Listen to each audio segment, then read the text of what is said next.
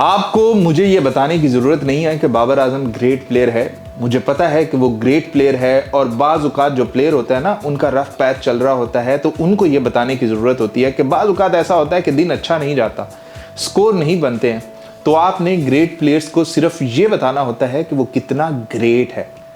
फिर आता है उसके अंदर कॉन्फिडेंस। ये कहना है पेशावर ज़ल्मी के कोच का कि मैंने कुछ बाबर आजम के लिए ख़ास नहीं किया, मैंने सिर्फ उसे ये रियलाइज़ करवाया है कि भैया तुम क्या हो, तुम बाबर आजम हो, पूरी दुनिया का सबसे कामयाब तरीन batter in terms of runs, in terms of centuries, तुम पाकिस्तान के सबसे बेहतरीन बैटर हो और तुम अपने आप का कॉन्फिडेंस कहाँ लेकर जा रहे हो।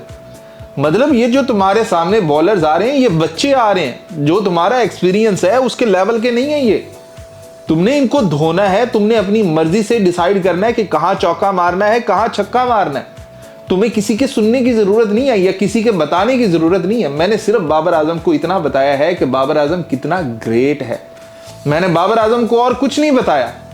बाबर आजम जो कर सकता है शायद मैं उसको बता ही नहीं सकता कि वो क्या कर सकता है, ना ही कोई और कोच उसे बता सकता है कि उसकी काबिलियत कितनी है।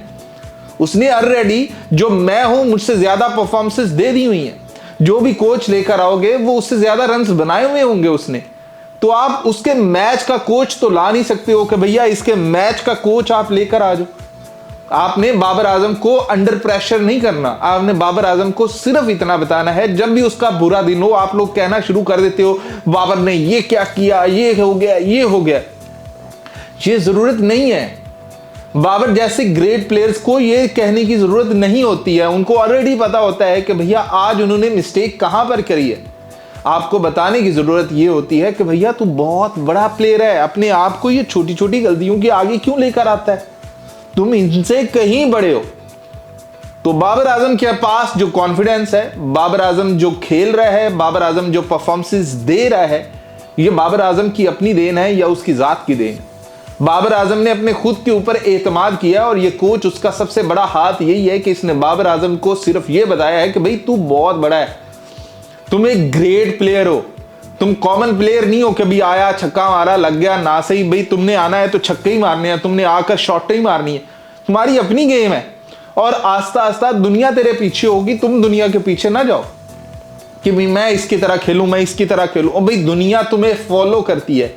हजारों प्लेयर्स जो इंटरनेशनल प्लेयर्स हैं वो तुम्हें फॉलो करते हैं कि यार जैसे बाबर खेलता है वैसे खेलना है। स्कूल्स के अंदर तुम्हारी कवर ड्राइव्स को पढ़ाया जाता है कि ये देखो ये कवर ड्राइव होती है, इसको ऐसे खेला जाता है। तुम्हारी शॉट्स के ऊपर भाई लोग बातें करते हैं और तुम हो कि ये चार बंदों की बातें सुन रहे हो कि वो तुम्हें अंडर प्रेशर कर रहे हैं। ये क्या बात हुई? तो रिपोर्टर्स को शटअप कॉल दी और कहा कि भैया तुम लोगों को मुझे बताने की जरूरत नहीं है कि हाउ ग्रेट ही इज। बहुत बड़ा है वो, बहुत बड़ा प्लेयर है और पाकिस्तान को उसके ऊपर फख्र होना चाहिए कि उनके पास बाबर आजम है। और पेशावर ज़ल्मी का भी सबसे बड़ा प्लेयर बाबर आजम ही है, पाकिस्तान का भी सबसे बड़ा प्लेयर बाबर आजम ही है।